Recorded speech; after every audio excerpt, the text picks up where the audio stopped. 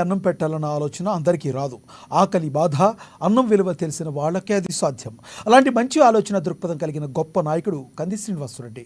3 ఏళ్ల క్రితం ఆదిలాబాద్ గడ్డపై నిత్యాన్నదాన కార్యక్రమానికి శ్రీకారం చుట్టి దాన్ని నిర్విఘ్నంగా కొనసాగిస్తున్నారు. పట్టణంలోని తన క్యాంపు కార్యాలయం ప్రజాసేవ భవన్ వద్ద ప్రతిరోజు వందలాది మంది ఆకలి తీర్చుతూ తన గొప్ప మనసును చాటుకుంటున్నారు. తన ఫౌండేషన్ ద్వారా ప్రతిరోజు వందలాది మందికి భోజనం పెడుతూ అందరి అభినందనలు అందుకుంటున్నారు. అక్కడ భోజనం చేసిన వాళ్ళంతా అన్నదాత సుఖీభవ అంటూ కంది శ్రీనివాసరెడ్డిని నిండు మనసుతో దీవిస్తున్నారు. ఆయన నిండు నూరేళ్లు చల్లగా ఉండాలంటూ తమ ఆశీర్వచనాలు అందిస్తున్నారు.